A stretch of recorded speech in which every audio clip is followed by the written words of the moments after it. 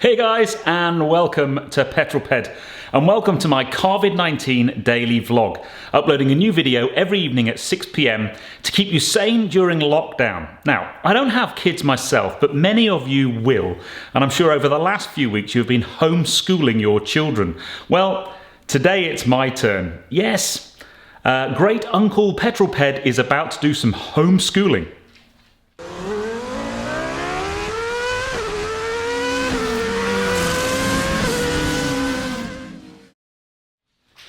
Yes, now let me explain. It's quite convoluted, but my niece, who happens to be a teacher, is currently homeschooling her two little boys, Dylan and Sebastian, and they're doing a project about World War II.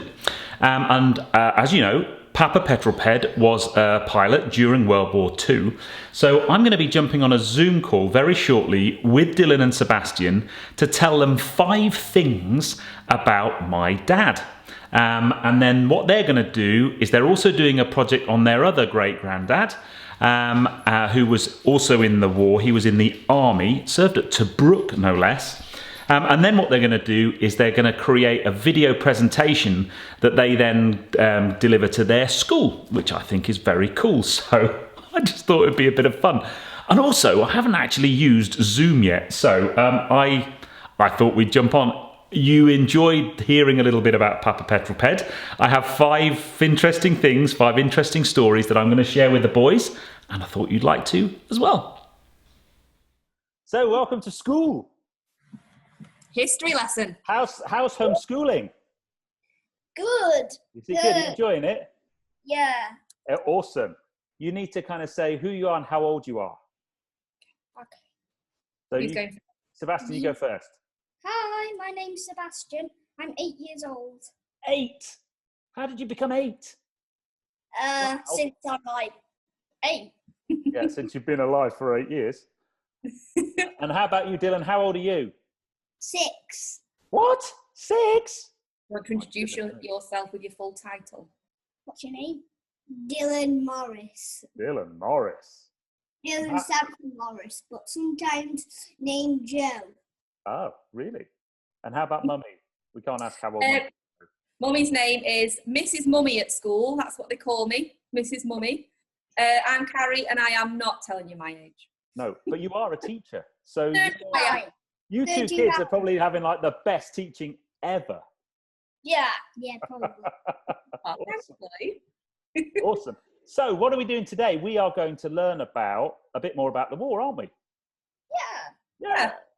And we're going to learn about my dad, who would be, so if he's my dad, relationship to Carrie, he would be your... What would he be? He's not your grandpa. No. Be a great-grandpa.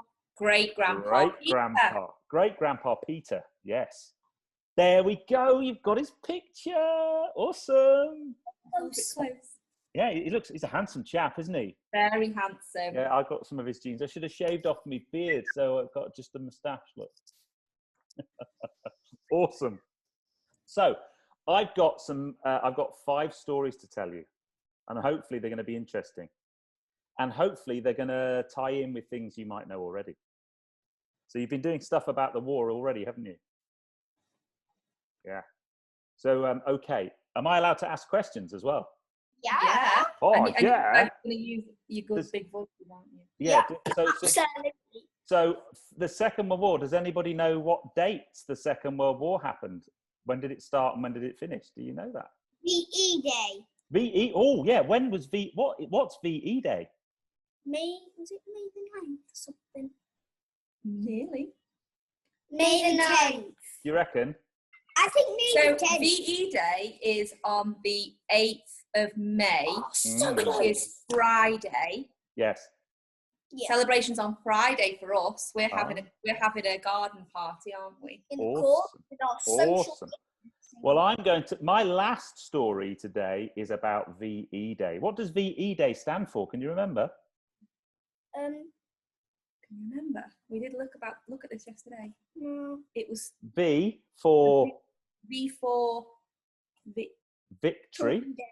Victory in Europe. Europe. Yeah. Awesome. That's really cool. So I'm gonna start with 5 stories. So my dad, your great grandpa, was in the war, and he was a pilot in the war, which is very cool. He got to fly airplanes and everything. And when the war started, he really wanted to join up. So my dad volunteered, but you had to be a certain age, and Dad wasn't quite old enough. So he had to wait about 6 months, but finally got accepted into the Royal Air Force so he could go and learn to be a pilot, which is very cool. And the first bit of training he did was in this country, in the UK. He flew on a plane called a Tiger Moth, which has 2 wings, called a biplane. Very cool. A toy man. I think they might have a toy. We had a toy one of those. And you still kind of see them flying and stuff. And then to do the rest of his training, he had to go abroad. So he went to America, and he went to a place near Oklahoma in America, a really cool place called Ponca City. Funky name, isn't it? Ponca City. And that's where he did his flying school, and he basically learned to fly faster aeroplanes. The thing about the army or anybody who served in the war is they sometimes had to be away from home for a very, very long time.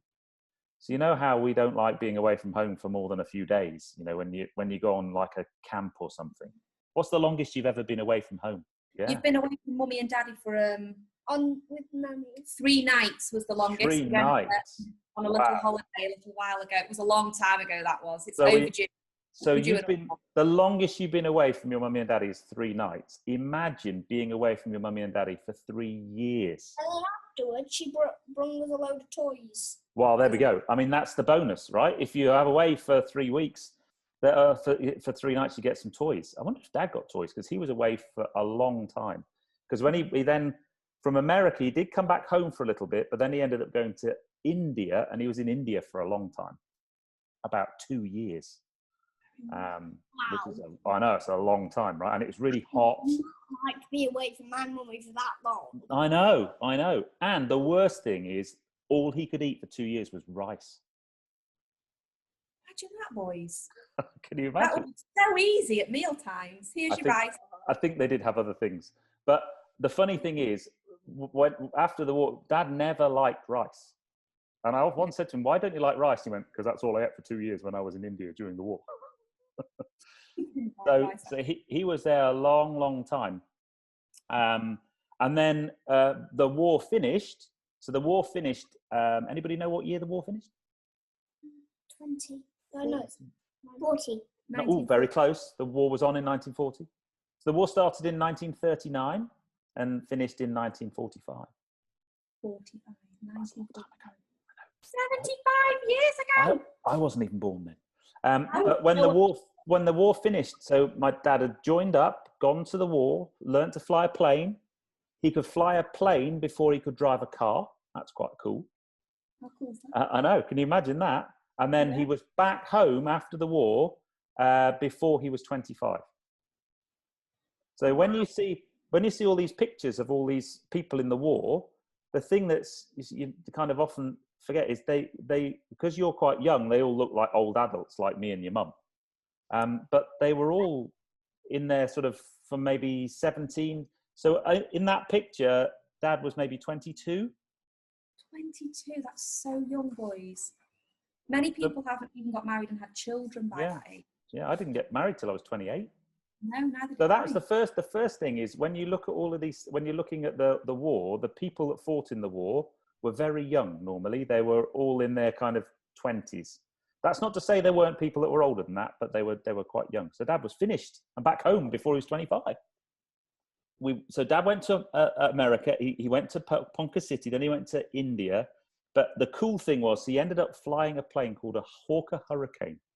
Have you heard of the Battle of Britain?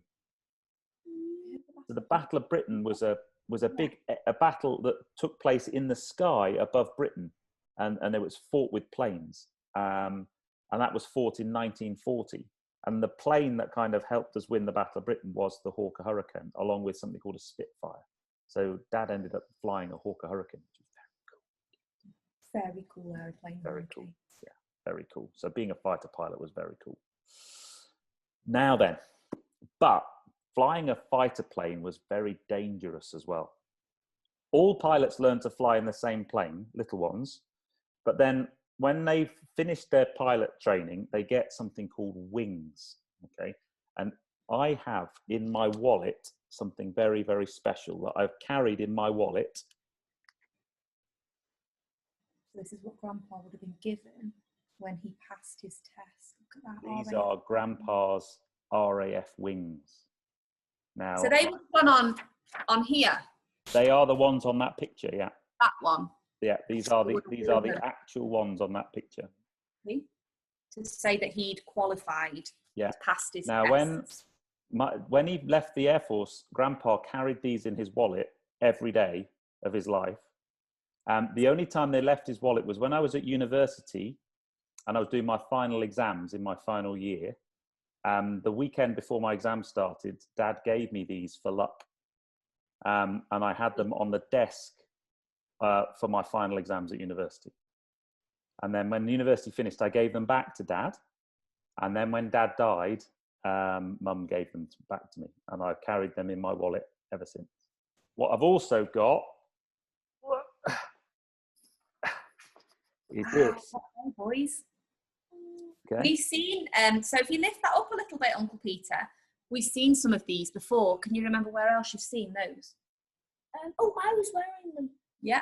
Tell Uncle Peter what I used to go to Beavers, and on the parade, I wore like 10 of those. And who do they belong to, the medals that you wore on the parade? Great Grandpa. So Great Grandpa Tom's medals, Sebastian wore at the Remembrance Parade, didn't you, to represent Great Grandpa Tom in the Remembrance Parade. He's done that twice now. So that's where you've seen medals like that before. Yeah, so that's what you get when you become a pilot, is the wings. And they're very prized possessions. So I'll always carry those. Lose your wallet. In my wallet, yeah. Just make sure I don't lose. Don't lose it. So the next, though, is a really cool story. Okay, it's I think my favourite story about my dad. Certainly that I'm able to share with you. There are some other ones that maybe when you grow up, I'll share them with you. Yeah, you're a bit. Yeah. So we said that Dad was in India. Okay.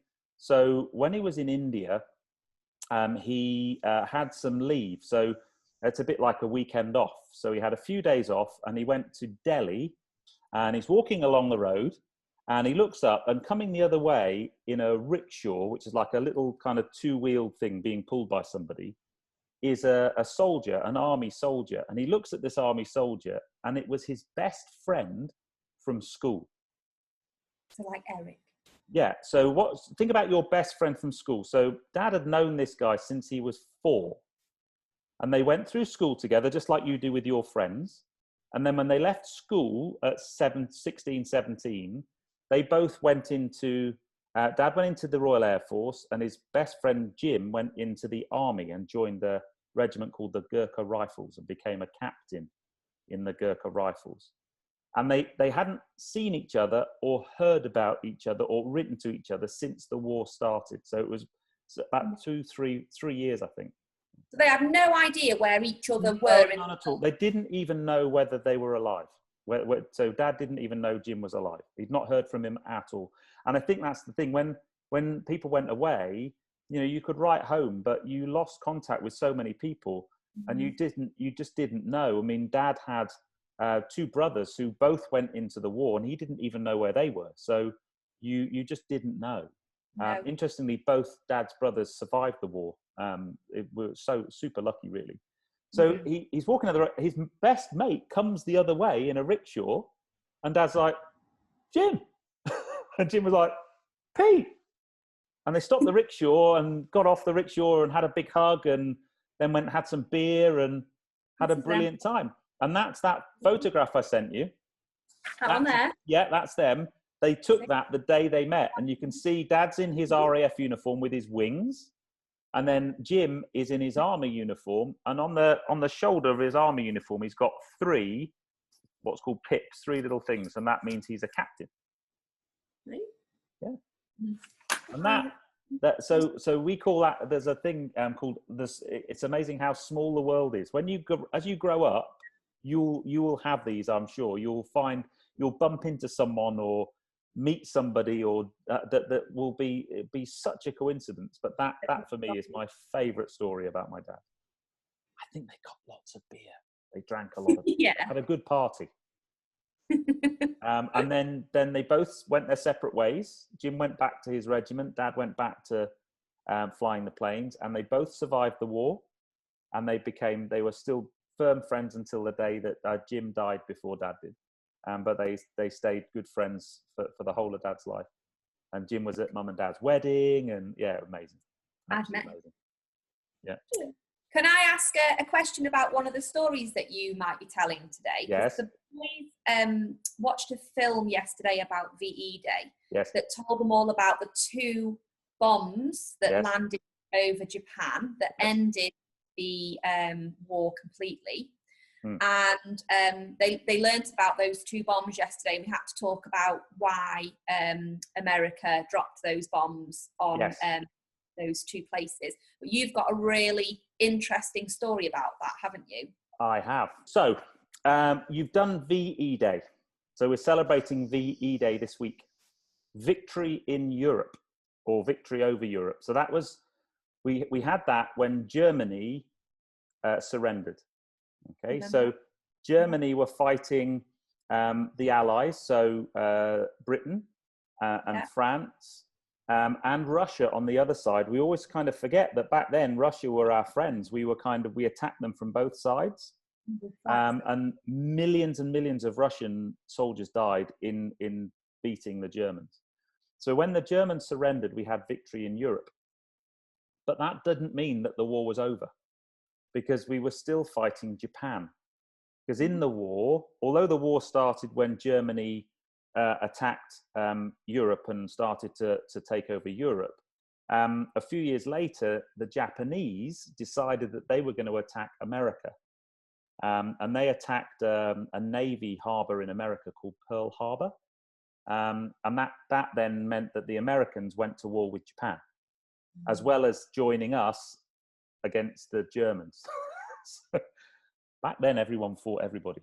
So when VE Day happened, my dad, your great grandpa, was in India. He was still operational. So they had a good celebration, but that didn't mean the war was over for them. What they then needed to do was focus on how they would beat the Japanese. So there was a big effort put into understanding how we could go and fight Japan and beat Japan. And that would have meant it would have been very difficult, because there's lots of jungles and it's very difficult, nasty type of warfare, and lots of people would have died. And because of that, the Americans took the really difficult decision to drop the 2 bombs that you talked about, or you looked at yesterday. We developed this type of bomb, an atom bomb.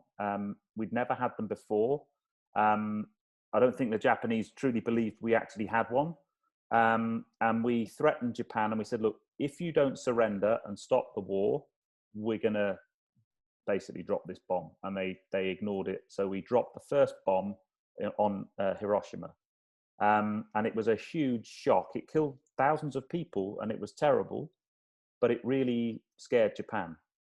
And the Americans said, now you're going to surrender. And they said, no, we're not. So they dropped another one a few days later on Nagasaki. And that basically, the Japanese were just, that was it for them. They'd had enough, and they surrendered. So those 2 bombs being dropped were terrible things. It's the only 2 times in history that an atom bomb has been used against somebody. We've tested them and stuff since, but the thing that we often forget is there were thousands and thousands of Allied troops, your great grandpa, my dad included, waiting to go into Japan, to attack Japan and try and beat Japan. And thousands, hundreds of thousands, maybe even millions of people would have died had those 2 bombs not been dropped. And I'll tell you, if they hadn't have surrendered at that point, Grandpa's mission would have continued on from that point. Yeah. And I remember years later, I was was actually playing golf with Dad, and he was telling me, Dad kind of knew the mission that he would have had, but after the war, it transpired that mission would have been a very dangerous one, that it would have been unlikely he would have survived. So he would have died. I wouldn't be here. If you think my sister, so your mummy's mummy, she wouldn't be here. So your mummy wouldn't be here. So you wouldn't be here either. So if Grandpa had to go into that special mission, if they hadn't surrendered at that point, Grandpa would have gone into a special mission that he wouldn't have survived. And then he wouldn't have gone on to have children, which would have included Nanny Kim and Grandpa Peter, who then I wouldn't have been born, and then you wouldn't have been born. That's how important Grandpa's survival is to our life. So those 2 bombs you learned about yesterday, had they not been dropped, you wouldn't be here. Isn't that amazing? How brave and lucky Grandpa was. I mean, there's, it's one of these, I think it's very difficult as you grow up and you learn more about it, there's lots of people that disagree that we should have dropped those 2 bombs. They were terrible things. They were dropped on cities and lots of people died. But the process of them being dropped saved many, many, many, many more lives, including my dad.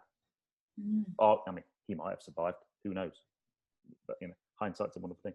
But there you go. And then, so going back to so after the bombs were dropped in Japan, we had VJ Day. VJ Day. Yes. We did hear about this one yesterday. So after victory in Europe, what was the next victory? The one where they dropped the 2 bombs. Who did we beat? Japan Day. Victory in Japan. We had, oh, look at that. That is a hurricane. How do I know that's a hurricane? Because of the wings. Yeah, the shape of the wings.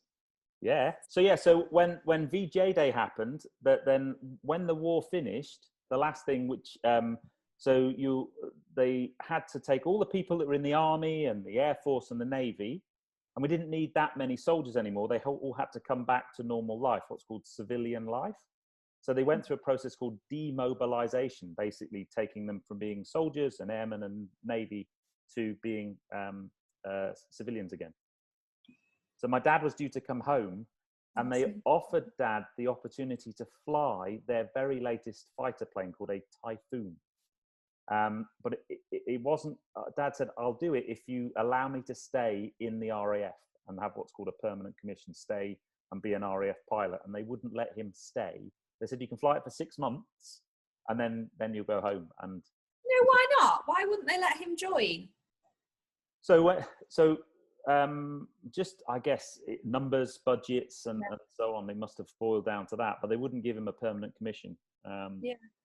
So he declined and said no, and came home.